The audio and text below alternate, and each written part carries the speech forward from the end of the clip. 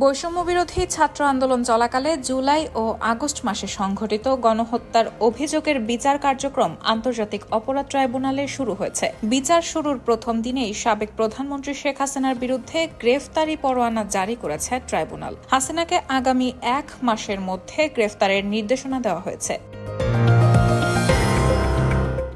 17 October বৃহস্পতিবার দুপুর 12:30টার দিকে এই আদেশ দেন আন্তর্জাতিক অপরাধ ট্রাইব্যুনালের চেয়ারম্যান বিচারপতি মোহাম্মদ গোলাম মোর্তজার নেতৃত্বাধীন বেঞ্চ। ট্রাইব্যুনালের সূচনা বক্তব্যে বিডিআর বিদ্রোহে 74 জনকে হত্যা, শাপলা চত্বরে হেফাজতের সমাবেশে হত্যা, র্যাবের বিচার বহির্ভূত হত্যা, জুলাই আগস্ট গণহত্যা সহ আওয়ামী শাসন আমলে মানবতা বিরোধী অপরাধের সারসংক্ষেপ তুলে ধরেন চিফ প্রসিকিউটর তাজুল ইসলাম। শেখ হাসিনা সহ পলাতক অন্যদের দেশে ফিরিয়ে আনতে ইন্টারপোলের সহায়তা নেওয়ার কথাও জানিয়েছেন আন্তর্জাতিক অপরাধ ট্রাইব্যুনালের chief prosecutor advocate Tajul Islam. 71-এর মানবতা বিরোধী অপরাধে অভিযুক্তদের বিচারের মুখোমুখি করতে 2010 সালে তৎকালীন আওয়ামী লীগ সরকার আন্তর্জাতিক অপরাধ ট্রাইব্যুনাল গঠন করে। সেই ট্রাইব্যুনাল জামায়াত বিএনপির বেশ কয়েকজন নেতার বিরুদ্ধে দণ্ড ঘোষণা করা হয় এবং তা কার্যকর হয়।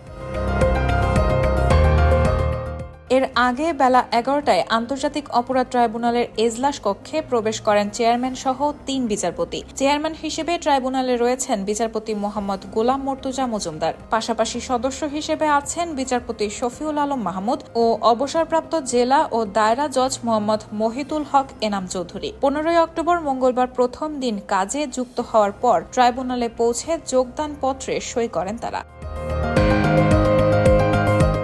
ছাত্র জনতার আন্দোলন ঠেকাতে আওয়ামী লীগ সরকার নির্বিচারে হত্যা চালায়। প্রায় 1,500 মানুষ প্রাণ হারায় এই আন্দোলনে। ছাত্র জনতার আন্দোলনের মধ্যে 5 আগস্ট শেখ হাসিনা সরকারের 15 বছরের শাসনের অবসান হয়। এরপর শান্তিতে নোবেলজয়ী ড. মোহাম্মদ ইউনূসের নেতৃত্বে অন্তর্বর্তী সরকার দেশ পরিচালনার দায়িত্ব নিলে জুলাই আগস্টের গণহত্যার বিচার করার সিদ্ধান্ত নেয়।